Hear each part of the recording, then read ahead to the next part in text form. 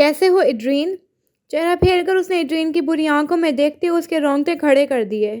اس لہجے میں، اس شخص کے انداز میں کچھ تھا جو بدل گیا تھا۔ دستگیر ٹیک چھوڑ کر آہستہ قدموں سے اس تک آیا اور عین اس کے سامنے کھڑا ہو گیا۔ تبھی عقب سے کئی آدمی ہتھیار سے لیس تیزی سے نیچے اترنے لگے، مگر دستگیر مصطفیٰ آنکھوں میں جلا کر بھسم کر دیتے تاثرات کے ساتھ صرف ایڈرین ایگرسٹ کو دیکھے گیا۔ دیر سے آنے کے لیے معذرت، میں تم تک اسی دن پہنچ جانا چاہتا تھا ایڈرین، مگر دستگیر مصطفیٰ مجبور ہو گیا تھا۔ ان سیاہ پینٹ کوٹ میں موجود لوگوں کو دیکھتے ہوئے اس نے ایک ایک لفظ ٹھہر کر کہا، جبکہ ایڈرین نے سن پڑتے چہرے کے ساتھ بمشکل سانس لیا۔ دستگیر مصطفیٰ اس کے ساتھ موجود لوگوں کی تعداد سے مروب نظر نہیں آ رہا تھا۔ آج رات مجھے پاکستان جانے کی کوئی جلدی نہیں ہے، اب دیکھتے ہیں یہاں سے سلامت کون جاتا ہے۔ دائیں ہاتھ میں موجود لوہے کے نکلز والا ہاتھ گھما کر اس نے ایڈرین کے جبڑے پر مارتے ہوئے اس کو پیچھے کی جانب دھکیل کر پوری قوت اور خون رنگ آنکھوں کے ساتھ ان پر پل پڑا۔ آج اسے روکنے والا کوئی بھی نہیں تھا۔ آج اسے پاکستان واپس پلٹنے کی نہ چاہت تھی نہ جلدی۔ ماتھے پر گرے سیاہ بال، کن پٹی کی پھولتی نسوں اور روح کو چھلنی کرتی تکلیف کے باوجود وہ یہ نہیں دیکھ رہا تھا کہ کس کو کہاں لگ رہی ہے۔ وہ سب اس کے نزدیک واجب القتل تھے۔ ان سب کو اس کے ہاتھوں بچانے والا کوئی نہیں تھا۔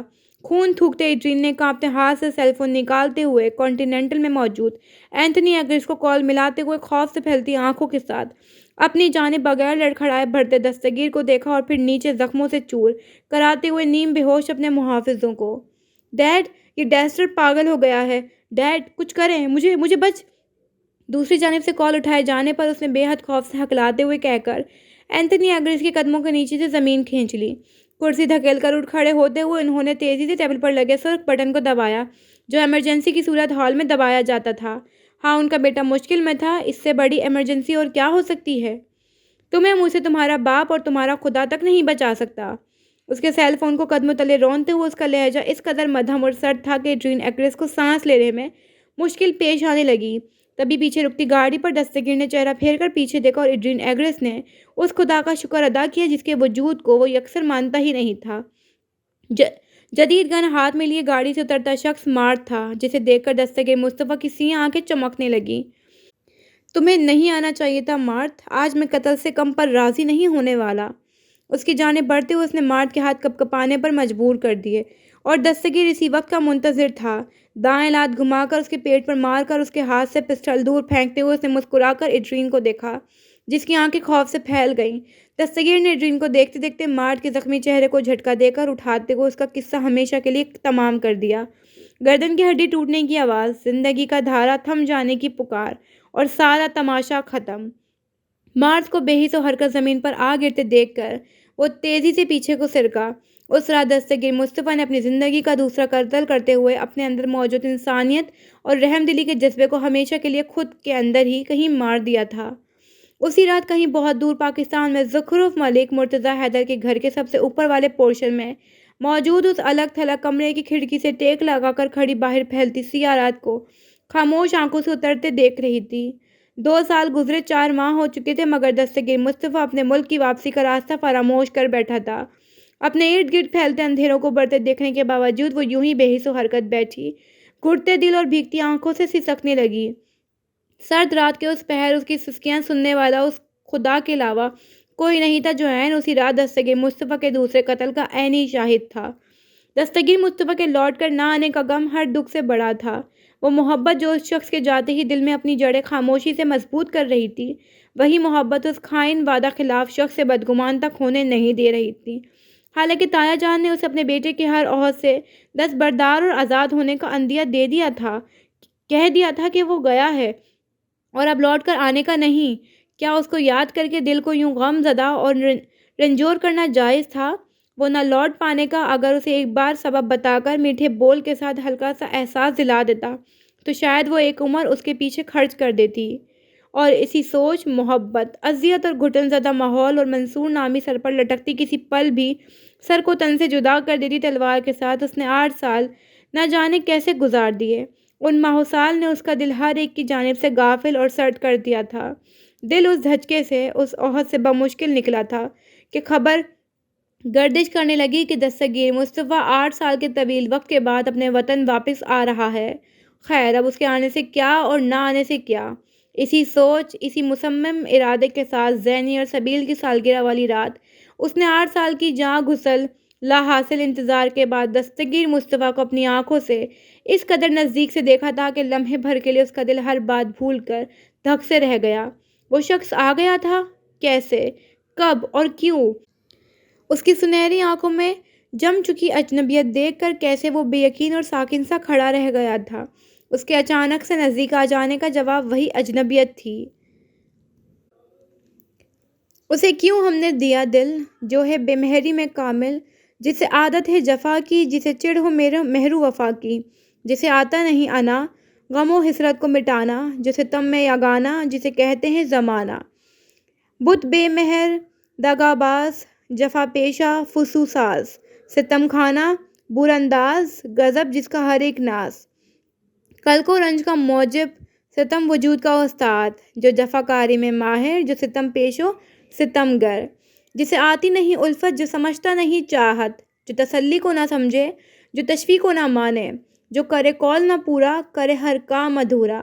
یہی دن رات تصور ہے، ناحق اسے چاہا، جو نہ آئے نہ بلائے، نہ رو رسم بڑھائے، نہ لگی دل کو بجھائے اور نہ کوئی بات سنائے۔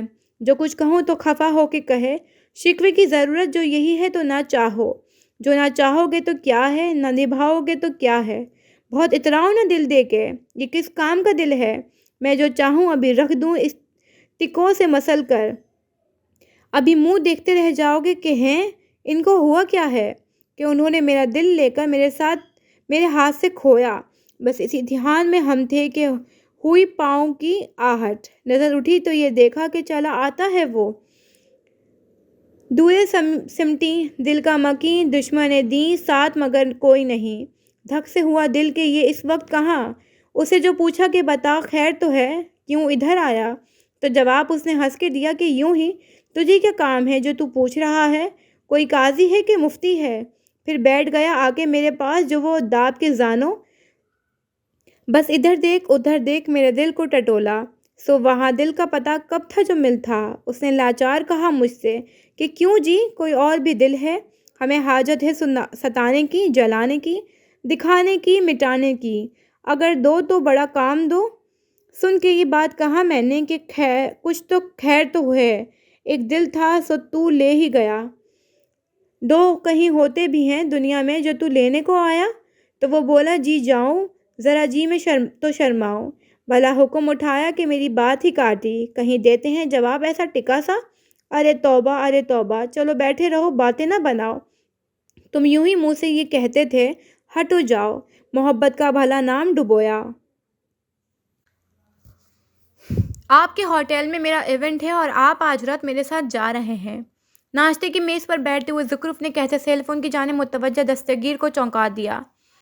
وہ میرا ہوٹل نہیں ہے سونا، اس نے اتنے پیار سے ٹھہر کر کہا کہ لمحے بھر کے لیے اگلی بات بھول کر زخرف اس کے گندمی پروقار چہرے کو دیکھے گئی۔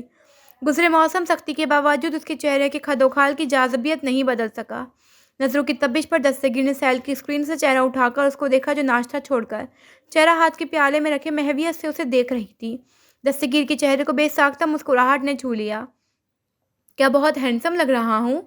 اس کے جواب پر زخرف چونک کے بغیر مسکرائے اور نفی میں سر ہلاتے ہوئے دستگیر کو کہکا لگانے پر مجبور کر دیا۔ راہداری سے گزرتے ابراہم اور جوئی کوڈو نے ٹھہر کر ایک دوسرے کو تحیر سے دیکھا۔ انہوں نے اپنے مالک کا کہکا اکثر پہلی بار سنا تھا اور پھر وہ دونوں مسکراتے ہوئے آگے بڑھ گئے۔ آپ نے مجھے ایک زمانے بعد سونا کہہ کر بلایا ہے، اسی طرح چہرہ ہنوز ہاتھ میں گرائے اپنے محو ہو جانے کا جیسے مقصد واضح کیا گیا۔ پہلی بار جب تم نے سونا کہہ کر بلایا تھا تب تو تم نے ایسی کھا جانے والی نظروں سے مجھے دیکھا تھا کہ الامان۔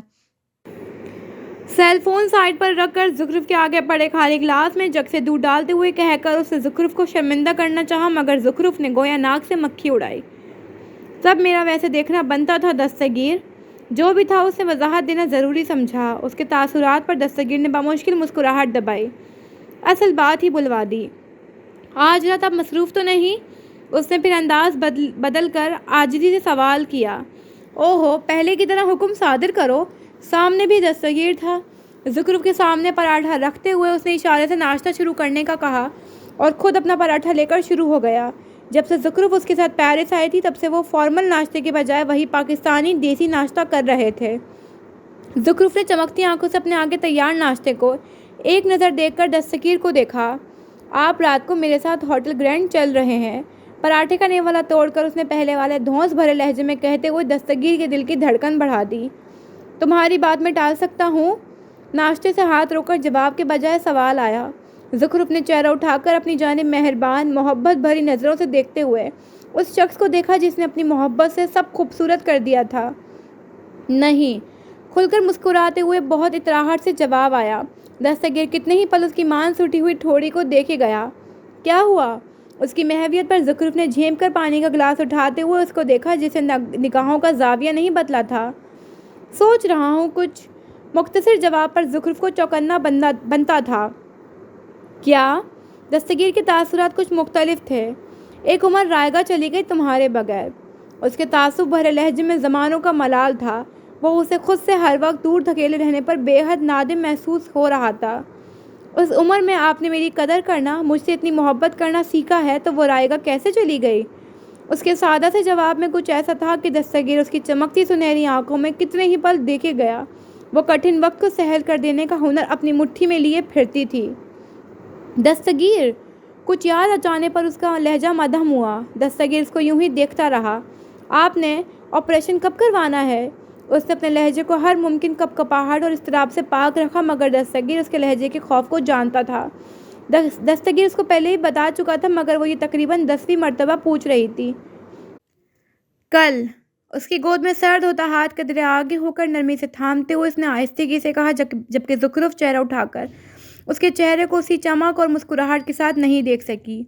تم میرے ساتھ ہوں گی، میرے لیے دعائیں کرو گی تو میں صحیح سلامت ہر مشکل سے نکل سکتا ہوں۔ تم نہیں تھی میرے ساتھ، اصل مشکل یہی تھی میری۔ دائیں ہاتھ کی 2 انگلیوں سے اس کا چہرہ اٹھا کر دستگیر نے نرمی سے کہتے ہوئے زخرف کو بھیگتی آنکھوں سے مسکرانے پر مجبور کر دیا۔ میں ایک لمحے کے لیے بھی آپ کو اکیلا نہیں کروں گی۔ کانپتے سرد ہاتھوں سے اس نے دستگیر کے ہاتھوں کی انگلیاں مضبوطی سے جکڑتے ہوئے اس کے دل کو شاد کر دیا۔ وہ آنکھوں میں ڈھیروں چمک لیے اس کے دلکش چہرے کو دیکھتا رہا۔ وہ اس کے لیے زندگی مشکل کر رہی تھی۔ کتنی دلکش ہو تم، کتنا دلجو ہوں میں، کیا ستم ہے کہ ہم لوگ مر جائیں گے۔ Mister Anthony! دروازہ کھول کر اندر آتے ڈیوڈ براؤن کو دیکھ کر اینتھنی ایگرسٹ متفکر چہرے کے ساتھ تیزی سے اٹھ کھڑے ہوئے۔ How dare you! آپ نے کانٹیننٹل کو ایلیٹ فورس کو اپنے بیٹے کی حفاظت کے لیے کیوں روانہ کیا؟ ان کے ٹیبل پر موجود ساری چیزیں الٹتے ہوئے انہوں نے اینتھنی ایگرسٹ کو لب بھیجنے پر مجبور کر دیا۔ تبھی کھلے دروازے سے تھامسن اور رچرڈ چہرے پر ڈھیروں تعصب و پریشانی لیے اندر آئے۔ کانٹیننٹل کو آپ اور آپ کے بیٹے نے جو نقصان پہنچایا ہے وہ ناقابل تلافی ہے مسٹر ایگرسٹ۔ تھامسن کے لہجے میں کچھ ایسا تھا کہ اینتھنی ایگرسٹ نے پھیکے پڑتے چہرے سے نگاہوں کا زاویہ بدل لیا۔ میں ایک مجبور۔ انہوں نے اپنے حق میں کچھ کہنا چاہا مگر رچرڈ تیزی سے اس تک آیا۔ مگر ڈیسٹر اب مجبور نہیں ہے مسٹر ایگرسٹ۔ رچرڈ کے سنجیدہ لہجے میں کچھ ایسا تھا کہ اینتھنی ایگرسٹ کے ساتھ تھامسن نے بھی ٹھٹک کر اس کو دیکھا۔ آپ کا بیٹا اس کے ہاتھوں قتل بھی ہو گیا تب بھی کانٹیننٹل سے ڈیسٹر کو کوئی بے دخل نہیں کر سکتا کیونکہ وہ کانٹیننٹل کی بنیاد ہے۔ اینتھنی کی متفکر آنکھوں میں دیکھتے ہوئے رچرڈ نے مدھم آواز میں کہا، اور جن تیز قدموں سے آیا تھا انہی تیز قدموں سے واپس چلا گیا۔ تھامسن پیچھے اینتھنی ایگرسٹ کے چہرے کو دیکھتے ہی سامنے صوفے پر جا کر بیٹھ گیا۔ چند لمحے وہ کچھ سوچتے رہے۔ مجھے کیا کرنا چاہیے؟ اینتھنی ایگرسٹ دونوں ہاتھ پشت پر ادب سے باندھے ہوئے ان کے عقب میں آ کھڑے ہوئے۔ چند لمحے ان کے آفس میں دبیز خاموشی چھائی رہی۔ گھڑی کی سوئیوں کی آواز جو پہلے نہیں آتی تھی اس وقت بے حد واضح تھی۔ ڈیسٹر ایک خطرناک شخص ہے، میں اسے کانٹیننٹل کے ساتھ ایک طویل عرصے تک کام کرتے دیکھنا چاہتا ہوں لیکن… وہ کچھ کہتے کہتے ٹھہر گئے۔ اینتھنی ایگرسٹ بے چینی سے لب بھیج گئے۔ ان کی فیملی کی قسمت کا فیصلہ اس سفید داڑھی والے شخص کے ہاتھ میں تھا۔ ڈیسٹر اور ان کے بیٹے میں ان کا انتخاب بیٹا ہی ہوتا۔ یہ ان کی چوائس نہیں، مجبوری تھی۔ وہ خود مختار شخص ہے، کسی کے انڈر کام کرنا اس کی شخصیت کے برخلاف ہے مگر ہمیں اس کے لیے ایک مضبوط پٹی کی ضرورت ہے جس کے ذریعے ہم اس کو اپنے حکم کے ساتھ باندھ کر رکھ سکیں۔ ان کے لہجے میں ڈیسٹر کو لے کر بہت سے تحفظات لاحق تھے۔ اینتھنی ایگرسٹ کی پیشانی کے بل تیزی سے غائب ہونے لگے۔ وہ مافیا فیملی کے پرانے ممبرز تھے، ان کو ڈس اون کرنا آسان نہیں تھا اور وہ دونوں ہی نہیں جانتے تھے کہ ڈیسٹر کو کبھی بھی محکوم نہیں کر سکیں گے۔ کوئی زنجیر ایسی نہیں بنی تھی جو دستگیر مصطفیٰ کے پاؤں کی بیڑی بن سکے۔ آپ کہنا کیا چاہتے ہیں؟ ان کے سوال پر تھامسن نے چہرہ پھیر کر ایک ناگوار نظر ان پر ڈالی۔ بیٹے نے تمہیں بالکل عقل سے پیدل کر کے رکھ دیا ہے۔ ان کے تعصب بھرے انداز پر اینتھنی نے لب بھیج کر چہرہ پیچھے کیا۔ Lever the low with the hand. ان کے مطلل جواب پر اینتھنی ایگرس کے گلے میں گلٹی ابھر کر معدوم ہوئی۔ آپ کہہ رہے ہیں میں اپنا بیٹا؟ اس سے قبل وہ اپنا جملہ مکمل کرتے تھامسن نے ہاتھ کے اشارے سے انہیں خاموش کروا دیا۔ تمہارے بیٹے کو اپنی کی سزا ملنی ہی چاہیے۔ ڈیسٹر کو وہی دو جو وہ چاہتا ہے۔ دو ٹوک کہہ کر وہ اپنی جگہ سے اٹھ کھڑے ہوئے۔ تمہارے بیٹے کی کم عقلی اور جذباتیت کے باعث ہم ڈیسٹر جیسے شخص کو چھوڑ نہیں سکتے۔ اینتھنی ایگرس کا کندھا تھپتھپا کر وہ بھی اس سفید آفس سے باہر نکل گئے۔ پیچھے سفید لباس میں ملبوس شخص چہرہ جھکائے دونوں ہاتھ کی مٹھیاں بھیج کر کھڑا رہا۔ فیصلہ مشکل نہ ہوتا اگر جو مقابل ان کی اپنی اولاد نہ ہوتی۔ سنجیدہ آنکھوں کے ساتھ اپنے ٹیبل کی جانب آ کر دراز سے سیاہ برنر سیل فون نکالتے ہوئے انہوں نے تیزی سے ایک number per call malai. Put the contract آن ڈیسٹر۔ ان کے سرد لہجے کی تپش کو دوسری جانب موجود شخص نے فوراً بھاپ لی تھی۔ Is it right thing to do? دوسری جانب موجود شخص کے لہجے میں ہچکچاہٹ تھی۔ وہ شیر کی کھچار میں ہاتھ نہیں ڈالنا چاہتا تھا، خصوصاً تب جب شیر شکار پر نکلا ہوا تھا۔ It's not, but what choice do we have? وہ خود نتائج کی سنگینی سے اچھی طرح واقف تھے۔ کال منقطع کر کے وہ بے چینی سے اپنے آفس میں ٹہلتے رہے اور آفس میں موجود واحد کھڑکی کی دوسری جانب سرد رات تیزی سے اپنے پر پھیلانے لگی۔ ہوٹل کی آمد و رفت رات کی سیاہی کے ساتھ ہی محدود ہونے لگی، مگر اوپری منزل پہ موجود اس سفید آفس میں پچھلے 2 گھنٹے سے ٹہلتے اینتھنی ایگرس کی بے چینی تھمنے میں نہیں آ رہی تھی۔ تبھی ان کے آفس کا دروازہ دھاڑ سے کھلا اور دستگیر مصطفیٰ پتھریلی تاثرات کے ساتھ 2 لوگوں کو دائیں اور بائیں ہاتھ کی مدد سے گھسیٹتے ہوئے اندر لے کر آیا۔ اینتھنی ایگرس پھیلتی آنکھوں سے تھم کر آفس میں پھیلتے خون کی دھاریاں دیکھ کر تیزی سے بھوکلا کر سنبھلے۔ وہ اتنی دور سے بھی خون زخم کراتے دونوں مردوں کے چہرے پہچان گئے تھے۔ ناکارہ ہوتی آنکھ، بے جان ہاتھ اور پیر کے ساتھ زمین پر پڑا ایک شخص ان کا بیٹا ایڈرین ایگرس تھا، جبکہ دوسرا وہی تھا جس کو چند گھنٹے پہلے انہوں نے دستگیر مصطفیٰ کا کانٹریکٹ دیا تھا، Arthur. It's not a crime to kill those who had invaded your prescribed territory, isn't it, Mr. Anthony Egrist؟ پھٹتے دل اور ڈھہ جاتے اعصاب کے ساتھ وہ ڈیسٹر کے سرد مسکراتے چہرے کو کتنی ہی دیر بے یقینی سے دیکھتے رہے۔ وہ اسے اس کے ہاتھ سے اور جیل سے آنے کے پورے 4 ماہ بعد دیکھ رہے تھے۔ تھامسن غلط تھے، اس شخص کو کوئی نہیں روک سکتا، نہ حادثہ، نہ الیگل ڈرگس اور نہ ہی جیل کی مضبوط سلاخیں۔ ڈیسٹر؟ ان کے لہجے سے سرسراہٹ کی مانند وہ نام نکلا۔ سامنے کھڑے شخص میں انہوں نے اپنی اولاد کا عکس پایا تھا اور اب جیل کی سلاخوں نے اس ہمدرد نرم دل ڈیسٹر کا قتل کر دیا تھا۔ مسٹر اینتھنی ایگرسٹ، اس کی آنکھوں کی سرد لہر پر وہ کتنی ہی دیر سفید پردے چہرے کے ساتھ اس ڈیسٹر کو دیکھتے رہے جو واقعی پہلے والا نہیں رہا تھا، جو بدل چکا تھا، اور افسوس بدل دینے والے بے انصاف ہاتھ ان کے ہی تھے۔ ہر ایک دور میں ہم، ہر ایک زمانے میں ہم زہر پیتے رہے، گیت گاتے رہے، جان دیتے رہے زندگی کے لیے، ساعت وصل کی سرخوشی کے لیے، دین و دنیا کی دولت لٹاتے رہے، فکر و فاقہ کا توشہ سنبھالے ہوئے جو بھی رستہ چنا اس پہ چلتے رہے، مال والے حقارت سے تکتے رہے، تعان کرتے رہے، ہاتھ ملتے رہے۔ ہم نے ان پر کیا حرف حق سنگ زن، جن کے ہیبت سے دنیا لرزتی رہی، جس میں آنسو بہانے کو کوئی نہ تھا، اپنی آنکھ ان کی غم میں برستی رہی۔ سب سے اوجھل ہوئے حکم حاکم پہ ہم، قید خانے سہے، تازیانے سہے، لوگ سنتے رہے ساز دل کی صدا، اپنے نغمے سلاخوں سے چھنتے رہے۔ کھونچ کا دہر کا کھونچ کا آئینہ، دکھ بھری خلق کا دکھ بھرا دل ہے ہم، طبع شاعر ہیں جن کا عدل و ستم، منصف خیر و شر، حق و باطل ہیں ہم۔ فیض احمد فیض۔ دستگیر کے ساتھ اس کا دایاں ہاتھ مضبوطی سے تھامے وہ آنکھوں میں ڈھیر و چمک لیے ہوٹل گرینڈ میں داخل ہو رہی تھی۔ آج کی رات اس کے لیے بہت خاص اور خوبصورت تھی۔ اپنی کسی کامیاب ایونٹ میں دستگیر کا موجود ہونا اسے انعام لگ رہا تھا۔ سیاہ قمیض شلوار کے ساتھ سیاہ شال گردن کے گرد لٹکائے وہ اس ایونٹ میں موجود تمام پیرس کے سنہرے اور سفید مردوں سے مختلف، مگر وجیح اور ٹھٹکا دینے والا لگ رہا تھا۔ ان دونوں کے اندر آتے ہی کتنے لوگ ایک بار پھر چہرہ پھیر کر اس رات کے سب سے حسین جوڑے کو دیکھ رہے تھے جو واقعی ایک دوسرے کے لیے بنائے گئے تھے۔ سب کیسا ہے؟ زخرف نے اس کے ساتھ چلتے بے حد تجسس سے سرگوشی کی۔ दस्तगीर जो ऊपर पोर्शन में खड़े जख्मों और नील के साथ कीनातोस नजरों से अपनी जानिब देखते एड्रीन को सर्द निगाहों से देख रहा था, चेहरा फेर कर ज़ुखरुफ को देखने लगा जो सुरमई रंग के लिबास में उस जहाँ की नहीं लग रही थी, जिसको देखकर नज़र वापसी का रास्ता फरामोश कर बैठती थी। बहुत खूबसूरत, उसकी सुनहरी आंखों में देखते हुए वो दाएं जानिब झुककर उसे कह रहा था और ज़ुखरुफ खुद को हंसने से बाज नहीं रख सकी, मगर उसकी हंसी बेहद मध्यम सी थी। मैं इवेंट की तैयारी का पूछ रही हूँ, झेंप कर उसने दस्तगीर की शाने पर मुट्ठी मारते हुए नरमी से कहा, मगर खुद पर पड़ती किसी की हसरत ज़्यादा नज़रों से लालिम थी। जेनिफर आंखों में मलाल और तनफ़ुर लिए उस खूबसूरत बला को देख रही थी जिसने दस्तगीर मुस्तफ़ा को उसकी जानिब लम्हे भर को भी माइल नहीं होने दिया। मेरी बीवी ने किया है तो सब खूबसूरत ही होगा। चेहरा फेर कर एक तायराना नज़र शाम के मंजर से मुनासिबत रखती रोशनियों में धमकते होटल ग्रैंड के हॉल को देखकर तौसीफी नज़रों से ज़ुखरुफ की मुंतज़िर सुनहरी आंखों को देखा। तुम्हारे हाथ जिस शय को छू लें उसे सोना बना देते हैं। उसकी कही गई मुबालगा राय सीधे दिल में उतरती गई। ज़ुखरुफ चमकती आंखों से उस शख्स को देखे गई जो सिर्फ उसका था, जिसे अब उससे खुदा के अलावा कोई नहीं छीन सकता था। वो बिल्कुल मुतमईन और पुरसुकून थी कि मामला अल्लाह और सिर्फ उसका था। पहले अल्लाह के साथ बंदे भी उसे दूर करने के दर पे थे। अब जब अल्लाह ने उसे यह शख्स अता कर दिया था तो लोगों का खौफ उसके दिल से यूं रुखसत हो गया था जैसे कभी लोगों का खौफ ही ना रहा हो। ज़ुखरुफ, सामने से आती हेनरी मार्टर और उनकी कोलीग्स को देखकर ज़ुखरुफ ने चेहरा फेर कर सामने देखा और फिर मुस्कुराकर दस्तगीर को लेकर उनके सामने आई। ना जाने क्यों उसका जी चाह रहा था दस्तगीर का तारुफ एक एक शख्स से करवाए, ताकि सबको मालूम हो जाए वो शख्स जिसका पूरा पेरिस दीवाना है वो सिर्फ ज़ुखरुफ का है। आप दोनों बहुत अच्छे लग रहे हैं, हेनरी मार्टर ने फूलों का गुलदस्ता ज़ुखरुफ की जानिब बढ़ाते हुए खुश दिली से कहा, जबकि दस्तगीर सर को खम देकर मुस्कुरा दिया। हम सब आपको नाकाबिल रिसाई समझते थे।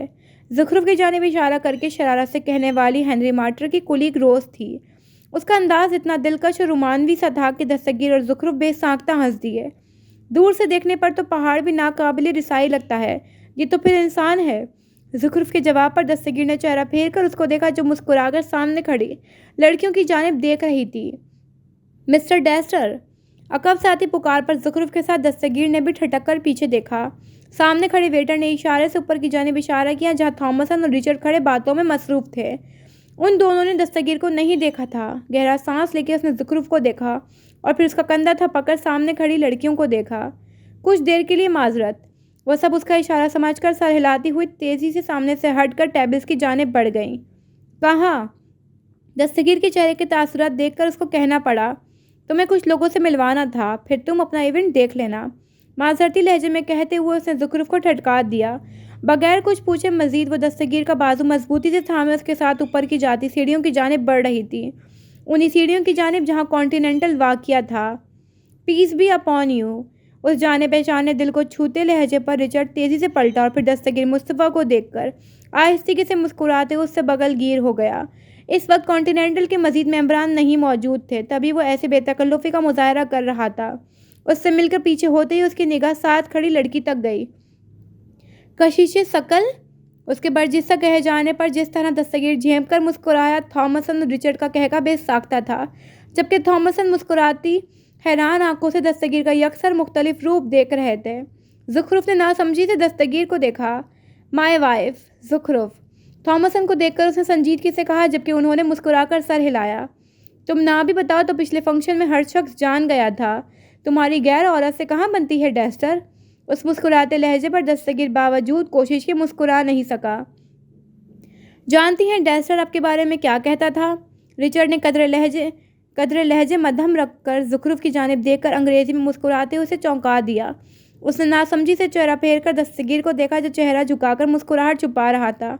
उसके दिल को ढारस मिलने लगी। कहता था, पाकिस्तान में मौजूद कशिशे शकल मुझे अपनी जानिब पूरी कुव्वत से खींचती है। मैं बेबस हूँ, मुझे हर हाल में पाकिस्तान जाना ही होगा। उसके अल्फाज के साथ अपने अल्फाज मिलाते हुए उसने थॉमसन और दस्तगीर दोनों को मुस्कुराने पर मजबूर कर दिया, जबकि ज़ुखरुफ ने झेंप कर दस्तगीर को देखा जिसकी चमकती आंखें ज़ुखरुफ की जानिब मुतवज्जा थीं। कॉन्टिनेंटल की जानिब से शादी की बहुत मुबारक हो मिसेस दस्तगीर, थॉमसन ने कहते हुए उन दोनों को चौंका दिया। ज़ुखरुफ ने मुस्कुराकर थॉमसन के हाथ से बढ़ाए गए फूल थाम लिए। कभी कॉन्टिनेंटल ने इवेंट मुनक्किद किया तो आपको हम बहुत याद करेंगे। थॉमसन के लहजे में कुछ ऐसी बेबसी और दिल गिरफ्तगी थी कि रिचर्ड और दस्तगीर ने ठटक कर उनको देखा। दस्तगीर का बहुत ख्याल रखना, इसने तुम तक आने के लिए बेहद सख्त और कड़ा वक्त देखा है। थॉमसन से कम उसे ऐसे एतराफ़ की उम्मीद नहीं थी। ज़ुखरुफ की मुस्कुराहट ने सिमटने में लम्हा नहीं लगाया। क्या हम दस्तगीर से कुछ देर अकेले में बात कर सकते हैं? उनके नरम लहजे के इस्तफसार पर ज़ुखरुफ ने बौखलाकर दस्तगीर को देखा, जिसने नरमी से मुस्कुराकर उसका कंधा थपककर नीचे जाने का अंदिया दिया। ज़ुखरुफ इस्बात में सर हिलाते हुए वो बुके मजबूती से थामकर नीचे को जाती सीढ़ियों की जानिब बढ़ गई। उसको जाते देखते दस्तगीर पर थॉमसन की बूढ़ी आंखें बेहद महवियत से टिकी हुई थीं। तुम कुछ करना चाहते हो ना? उनकी नज़रों और फिर सवाल में कुछ ऐसा था कि उसने चेहरा फेर कर चौंकते हुए रिचर्ड को देखा, जिसने लाइल्मी में कंधे उचका दिए। मैं समझा नहीं। उसके मोहताज जवाब पर थॉमसन ने मुस्कुराती आंखों के साथ चेहरा फेर कर राहदारी की दूसरी जानिब सीढ़ियों की रेलिंग से टेक लगाकर नीचे झुककर देखते एड्रिन की जानिब देखा। उनकी नज़रों के ताक़ुब में देखते दस्तगीर मुस्तफ़ा के चेहरे में लम्हे भर को रंग बदला, मगर रिचर्ड और थॉमसन के चेहरे वापस फेरने तक वो अपनी कैफियत पर काबू पा गया।